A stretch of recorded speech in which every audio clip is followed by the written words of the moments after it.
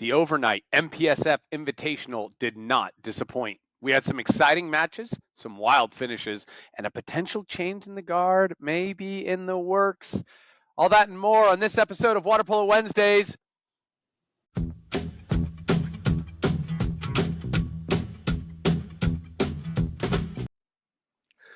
Ooh, welcome back to Water Polo Wednesdays with Clayton. And Wes.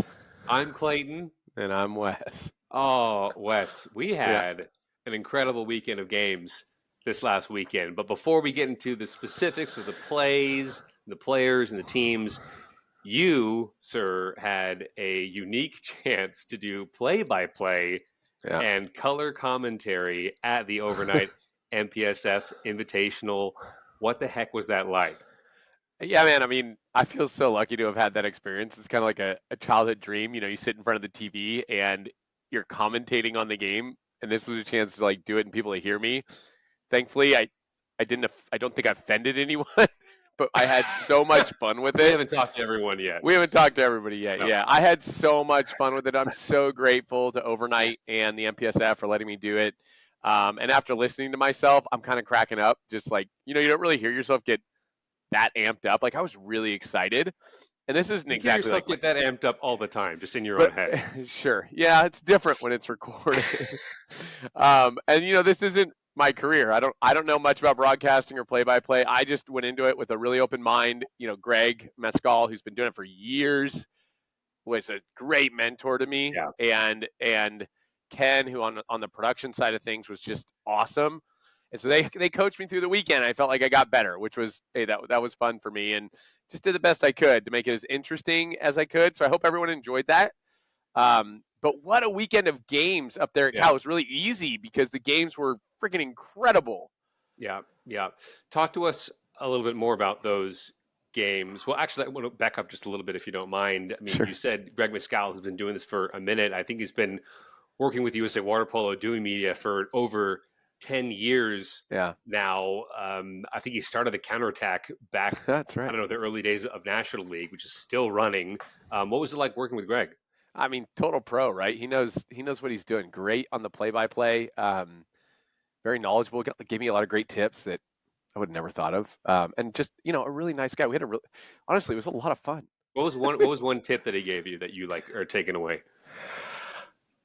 Are you gonna ask me? You asked me. I know. Going a little off script here. Doesn't have to be the best one. Just a one that comes to mind. That you're like, that was good. Yeah, similar to like when you're playing, like be mindful of the clock. Sometimes I get so jacked up, I forget there's like 3 seconds left and a shot's coming, and I will talk through the shot or something to that degree. So just being mindful of the time that's left on the clock, because I can get a little lose some objectivity. Never not important to know the time on the clock. That's great. Oh yeah, okay. Thank you for that. Yeah. I'm just very curious about that side of life, and like I said, unique experience. Thank you. So the games. Talk to us a little bit more about the games and what you saw, because we saw some of it on the live stream if you guys tuned in on overnight, but you were there in person. So even though we could see a lot of detail, the streaming quality is by far the best it's ever been for our sport. You were still there in person, so I'd love to know from your perspective what you were seeing out there. Oh man, I mean, I was so into it. It was so much fun. We start off the weekend with Princeton taking on UCLA, going to overtime, which right? Like Princeton held their own all game against UCLA. Right. They didn't wither away. They didn't cower when moments got too big for them. UCLA just kind of wore them down, and Princeton, obviously tired after 6 quarters of play, missed a huge opportunity with a man up late in the game.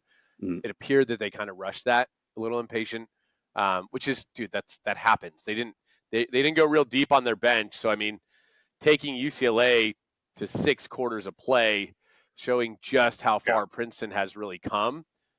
Certainly they have NCAA title hopes. I mean, they're a good team, man. They're a very good team. Absolutely. That's amazing. So, I mean, it's going to come back a lot of times to UCLA just having so much depth, and not just depth, but just like that quality depth. And they can just go that pretty much 6-for-6 line, would you say? Yeah. I mean, they're so strong. There's not a huge drop off really at all. We can get into them a bit later, I think, but they're very good. I Yeah. mean, they have to be the favorite. Yeah, yeah. It's really phenomenal watching them play. I mean, they were beasts this last senior nationals, even Yeah, taking it, really strong game against Nyack and then on O Club. yeah. We knew from the start that it was going to be a very strong team. So now the results of the weekend, what kind of held true to form based on the rankings coming into the weekend? And was that expected, or do you think that you were surprised? Yeah, I mean, everything really held true to form. Everybody where they were seated is kind of where they finished, and Hmm, so to a degree, that's what you expect, right? That's why they're ranked the way they are. Personally, I just want good games. I love sure. underdogs. I love upsets. That USC Stanford game, the 2-3 matchup, Yeah. amazing to be a Yeah. part of. Stanford went up 2 goals in the third. USC comes back and ties it. Yep. Stanford was up 2 goals in the fourth with I think 2 minutes and 33 seconds left. Hmm. At which point you're thinking, boy, USC's one possession away from losing this thing, Yeah. and then USC ties it again. And in the first overtime, Stanford goes up 1. USC ties it a third time, and then finally they close it out in the second OT to win Yeah. by 1. They were up 2 with 3 seconds left, and Stanford got a goal, but they win by 1, and that's what you want from a 2-3 matchup, right? Like Totally. that was tough. USC went overtime twice on Saturday, so they played That's a hard they weekend. they played three Yeah. three games of water polo in Right. in 2 games, right? With Yeah. 8 quarters, and that's pretty tough. Yeah. Yeah. What did you see in that game Yeah, more granularly that really stood out to you? yeah. I think Stanford has some unbelievably talented pieces, and certain players on Stanford can really push some of these USC guys.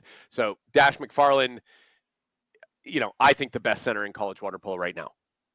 No disrespect to anybody else. I think he is the best center in college water polo. Chase McFarland, you know, had a number of really dynamic plays and shots.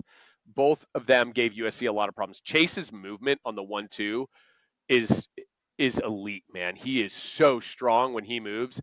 And then Riley Pittman, Yeah, I was who going to has say been a Pittman. stud for them. Yeah. Like I don't think he ever comes out of the pool. Like I think he plays the whole game because it's just Riley Pittman, Riley You hear Pittman, his Riley name a Pittman. lot. You heard his name a lot You hear it throughout a the game. ton. I said it. I said it a ton. It's assists. It's great movement. He plays really good defense. He Yeah. scores goals. He scores goals when they know he's going to shoot. Right? Like Hmm. it's amazing. But USC is so deep, and their team plays so complementary. They play with the best chemistry, I think, of any team. Right? They're bonded. You can see More than UCLA, you would say? more than UCLA right now. Now UCLA's done a great job. There's nothing taking away there. They're Yeah. unbelievably talented, but it just looks like the way that USC's passing is a little bit better. Um, and I mean, Max Miller has set himself apart from all those centers in the country in that elite category. I think Dash is one. Max is kind of 1A.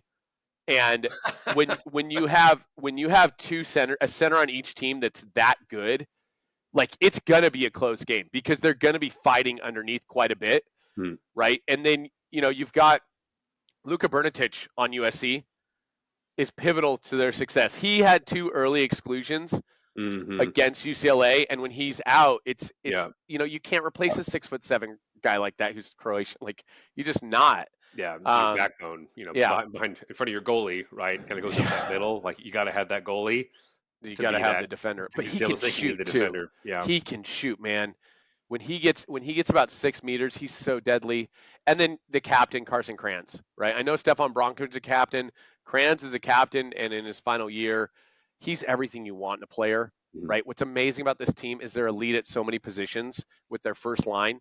That also includes Robert Duarte, who put up 5 goals against Stanford, 5 for 10 shooting, Yeah. and both USC have these elite goalies. So, like, look, you've got a great center defender on USC. You have 2 of the best centers in college water polo, and one on Stanford, one on USC. In my mind, you have 2 of the top 3 goalies in the country. It's hard between UCLA, USC, and Stanford with West Temkin, Garrett Griggs, who's so Yeah. long, and Bernardo Hertzer. Yeah. West is extremely fast. Hertzer is really well positioned, Hmm. and Griggs is just so big. I mean, 6'9", right? Like he's Yeah. huge. So that's incredible. And it's so fun to see these teams go at it. And then both teams have great second centers. Jack Martin on USC, he's left-handed. He played great defense, which Clay, Dude, you were that kid can swim. he's fat. I mean, he's I saw fast. He can play that counterattack defense. goal. I was like, he got up He's on his hips at the end. I was I I know impressed. he gets over his hips. It's incredible. And Will Schneider on Stanford, who's a freshman, he's getting valuable minutes. Hmm. He's not at the level Dashes. He will be, but he's just not there yet. In the Yeah. end, USC just had a bit more depth. Stanford got a little tight on their rotations when things got tight. They just didn't have that elite shooter they could go to. Robert Duarte Hmm. answered the bell a number of times for USC. Um, and Stanford just doesn't have that yet. And I think they're trying to figure that out. Right, for USC, that's Robert Duarte. For UCLA, that seems like it's Mo Kenny or Ryder Dodd.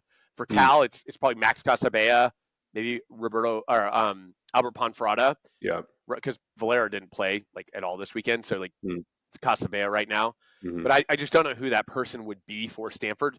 They rotate they rotate almost every 30 to 30 seconds to a minute. He rotates a ton. Yeah. Flax And does with Stanford. yeah, Mm-hmm. and it makes it tough, I think, for some of those guys to get in a groove. Not to be critical of his coaching, I just think you see some guys take longer to get into a groove and get comfortable in rhythm and who they're playing with. Mm-hmm. Right? They're not. There's chemistry pieces there. So Yeah, I'm curious. You're talking about the center game being really strong, which I certainly appreciate. Between these centers that you're seeing out there, something that I look forward is a center that can also perform on the defensive side. yeah. How would you rank the centers kind of defensively, if you can? Well, I mean, I think Jack Martin is the best center Yeah, center who's defending out of those two teams. sure. And frankly, I think in the top four teams, he Yeah. is. Dash did a really nice job as well, playing Mhm. playing defense as a center. Max got caught a bit taken into center, right? So he had to take a few exclusions. He had two Mm. exclusions early against UCLA. So Mm. him and Bernatich were out, basically. We'll get into that in a Tough. minute. But Yeah. like that's really important. Those centers who can play defense, play a zone, come back to help set, whatever it may be. Yeah. I think Jack Martin takes that award. If we're talking best defensive center, maybe Jack Martin for right now. Boy. Yeah. Good boy. So now for some extra, more color rather on the weekend. Yeah. UCLA wins it. Huge congrats to the Bruins. Depth or not, you still have to come together and perform, and they performed. At the beginning of the final game against no slouch of a USC squad, up 7-2. And if someone came in and looked at the final score of that game, I believe it finished 12-10 around there, like 2 or 3 goal game.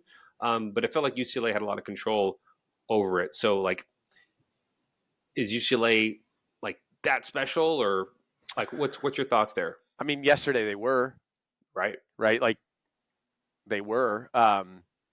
So hey, you are what your record says you are, and your last result, which would be USC UCLA, you were.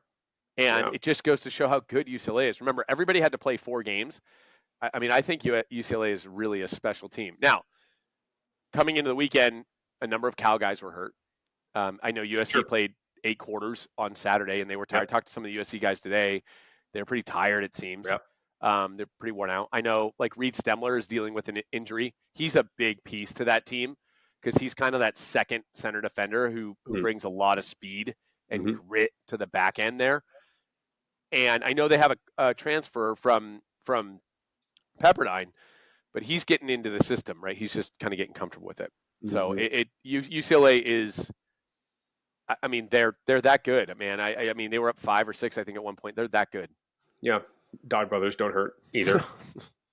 It's it's just No not lack it's of not just them, confidence right? coming into this season, but it's like you said, it's not just them. It's not just you them. see confidence in plenty of these guys. Like this one goal that Mo Kenny had late in the shot clock that was like really just, I think, struck it home at the end of that game.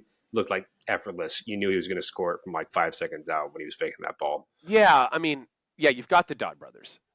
Great. They're not going to play the whole game. So who do you go to next? Well, Mo Kenny. Everything runs through Mo Kenny, and you're starting to see this trend of right-handers on the 4-5 that facilitate. And coming back, there were 2 things I was just so impressed with by this UCLA team. The first being how their transfers have fit almost seamlessly into this team and this program that they have.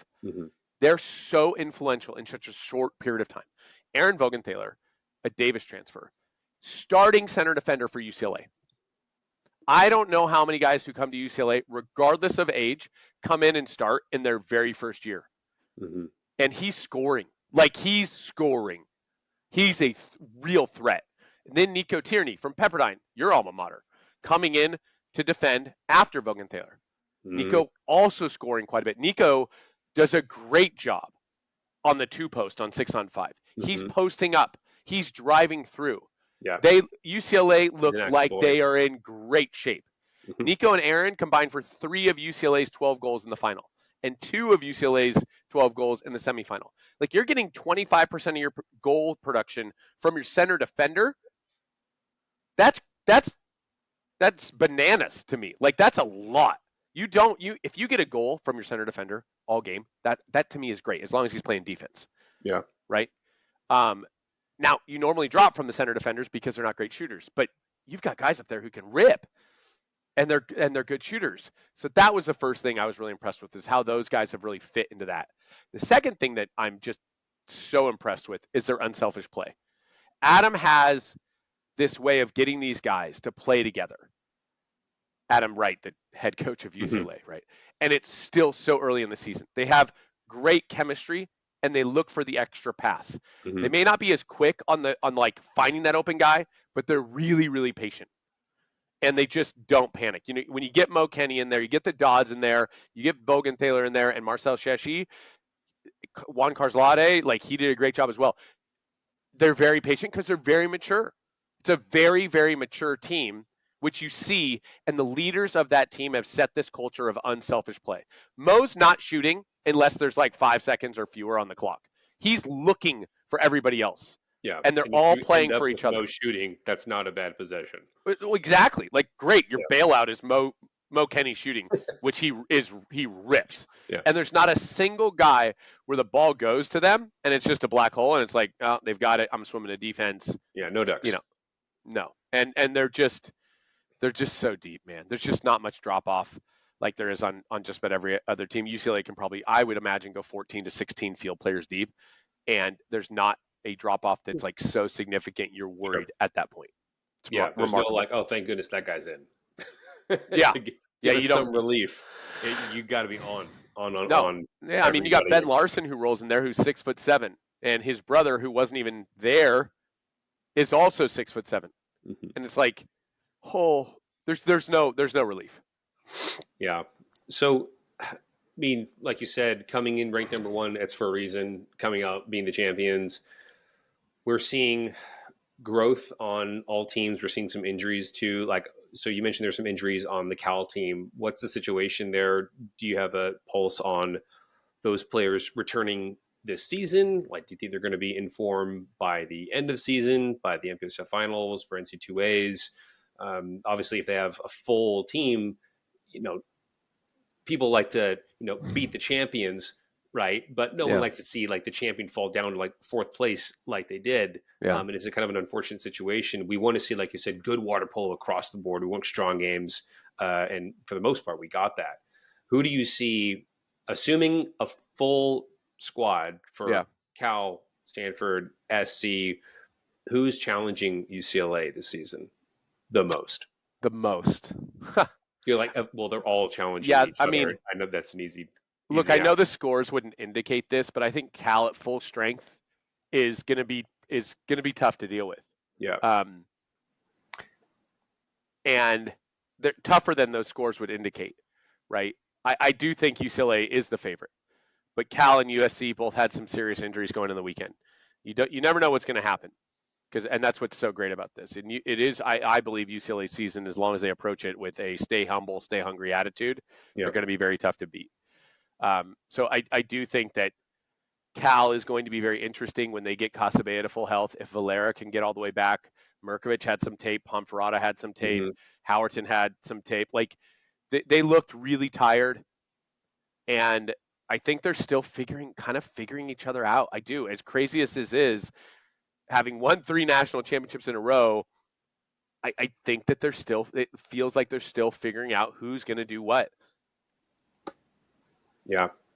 It's really true about the statement you said about so important to stay hungry and not get complacent. Not saying any of these teams are again, but yeah, just again, kudos to these athletes. Bring it every single game and weekend that they have throughout this year. And you can't determine a season, obviously, in one tournament, one single game either. So you got to Right. learn how to brush it off and lick your wounds and come back stronger and learn from it.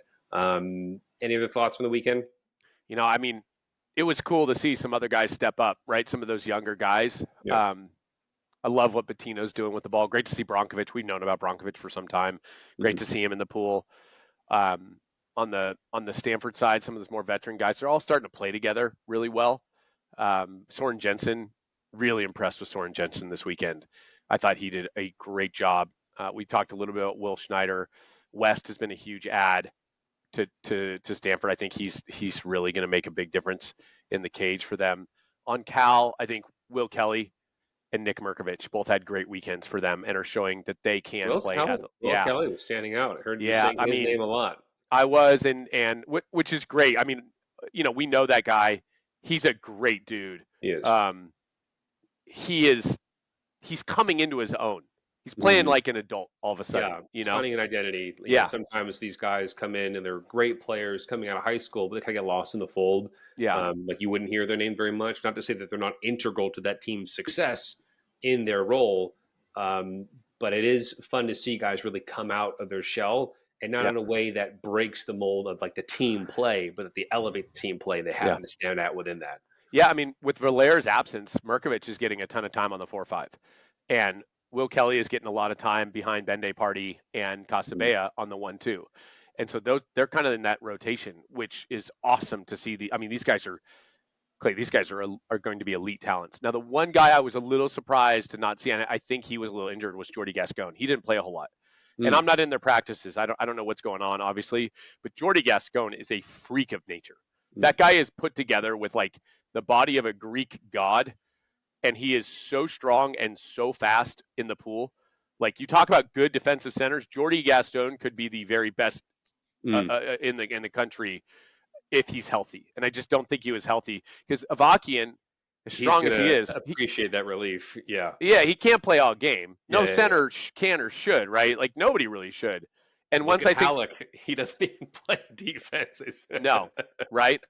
And as soon as they can get a little more production and consistency out of their center play, it's going to open up guys on the outside. But it's clearly a different team than before.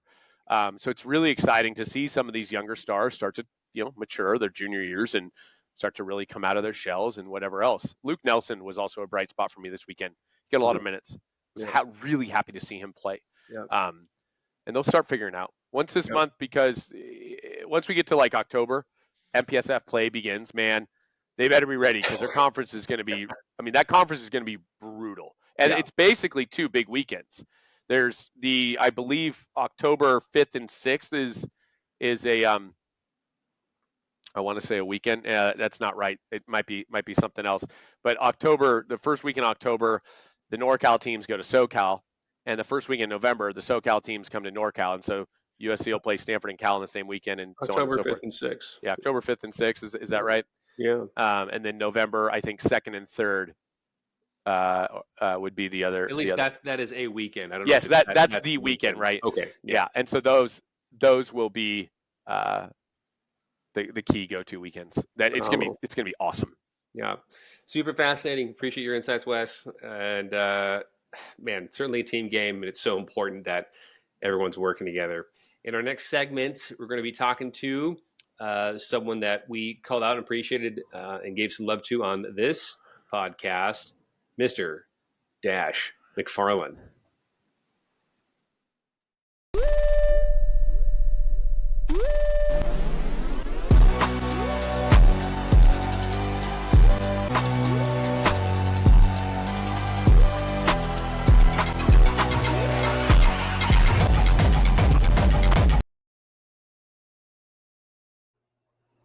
Welcome to the show, Dash. We love Dash here at Water Polo Wednesdays and anywhere else. Dash, you're in your final year of collegiate water polo. Can you believe it? You've made the move from UCSB to Stanford. Talk to us about that decision and what went into it. A simple question, I know. Yeah, well, first of all, thanks for having me, guys. Good to see you, Wes. Good to see you, Clay. Hope you guys are doing well. Yes, sir. But yeah, I mean, I loved my time at UCSB. Like, best 4 years of my life. Like, I honestly think, like, looking back, like, even though I ended up coming to Stanford for my 5th year, I wouldn't have wanted to do my undergrad anywhere else. Like, I think it was like perfect for me. But once I realized that, I still had that 5th year because of COVID. Um, I knew that I had to like try and leverage water polo to, go play with the best program I could and go get the best education I could. And Stanford was just really like the perfect mix of those two things. And also, I'm sure, as you guys know, my brother is also on the team at That's Stanford. cool. So yeah, so That's I was cool. like, And he's healthy. he's healthy finally. It took him Yeah. a minute, but yeah, just in time for me to get there, I guess. But with the education and the team and the coaching staff and the players and my brother, like it just all made too much sense. Um, so yeah, I mean, it was tough to do the whole process, but I would do it again in a heartbeat. Absolutely, That absolutely. What academically brought you to Stanford? Was it a particular subject? Yeah, well, I'm actually doing this. It's a 1 year master's. It's in the School of Education. It's called the POLS program, Policy, Organization, and Leadership Studies. And I was really drawn to that because it just has like a lot of freedom in how you can attack that sort of curriculum. And my undergrad degree was environmental science, and I just wanted to see what I could do, in like the environmental policy world and the sort of things that are going on there. So I figured that this program, and it's just 1 year too, so it's perfect. Um, don't have to spend too much money, be here for too long, but yeah, that got me really excited to come here. So it all kind of worked out perfectly, honestly. that's amazing, man. We're so happy for you, and thank you for taking the time to jump on. I know it's a school night, literally a school night. We use that as now we're old. And school night means we got to go work tomorrow. But so happy for you, and always great to see you. So now you're there. You're a starting center for a Big Four university in the MPSF, right? The Mountain Pacific. What are your goals this season? I mean, you're the number 3 ranked team in the country. You're the starting center for the number 3 ranked team in the country. What are your goals?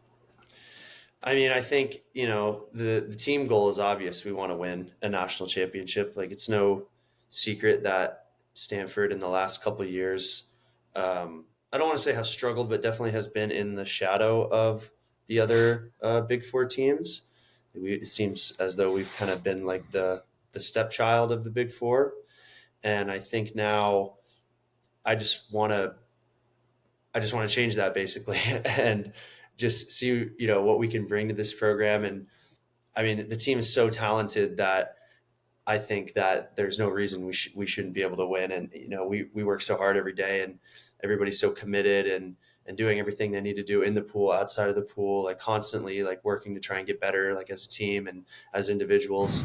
So I mean, I think the goal is obvious. The goal is to win. We want to win. Sure. Yeah, incredible. So you've had so much success this year already, again, as a team and personally, but would love to hear what has made Stanford so good right now and different than in those past couple of years, besides Yeah. Dash McFarland. I mean, you can say Dash Come McFarland. You on, can say hey, it's come me, on, man. come I on. like No, the no, same no. thing. No. I think, I mean, it's hard to say because this is my first year there, so I haven't seen as much like the development from the last couple of years, but Sure. just from what I noticed, like coming in, it's just like an extreme attention to detail all the time, like making sure that those like small details within the game and within practices, like we're gonna win that battle every time, or we're gonna try to, at least. Like that's our goal, like to just be so detail oriented that we just are trying to be so disciplined, so detail oriented. That, I think, to me has been like, that's the biggest thing I've noticed, just like the attention to detail and like the focus all the time on whatever we're trying to achieve, and just really a focus on trying to improve. Like, obviously we want to win every single game that we play, but we also understand that the goal is the NCAA championship, and we need to improve to get there. So it's just constant improvement and constant attention to detail. That's what I think has been been the most like obvious thing about being in this program for sure. Awesome. That's not surprising, right? Brian Flack's a very detailed guy, and we were looking at kind of his white paper on the live stream the other day, or on I think Saturday, and you could see all these little notes, like a million little notes, and all these different plays and rotations. Like the dude's prepared, right? Like he's prepared.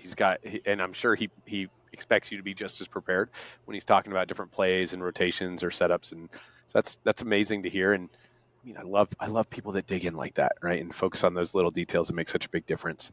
So final question for you here. I know you got school and homework and things to do. Again, thank you for joining us. Post-college, have you given it any thought? And, what are your plans? Are you looking at 2028 and making a run there? What does it look like for Dash McFarland for the next, 4 years? Yeah, totally. I mean, I'm so blessed to just have met so many people throughout my time in water polo that are like so willing to try and help me in these next steps of my career, and all sorts of people that are reaching out to me, wanting to help me, get on teams overseas after this season or after this year, I guess, once I finish school. So that's been really great. I've been, not too looking into it yet because I'm really focused on right now. Sure. But I'd love to play somewhere in, Spain or Italy or Greece, any one of those countries I think would just be a dream come true. So just, continuing to work with the people who are going to help me throughout that process.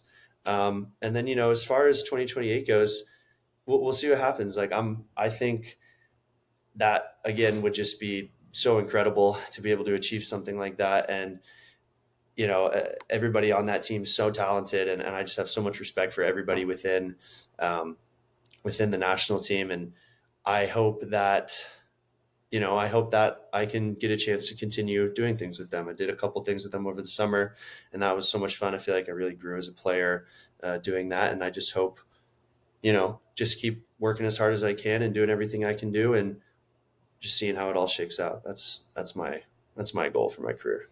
Sure. I love it. Clay, how's your Spanish and Italian? No bueno. I gotta like Duolingo or something. Yeah, I gotta look into that. I know a Greek as well who can give you a couple lessons. Talking to you, Nikos. Right on. It's great. Yeah, well, Dash, Thank you again for joining us, man. It's great to have you here, and you're always welcome back anytime you want.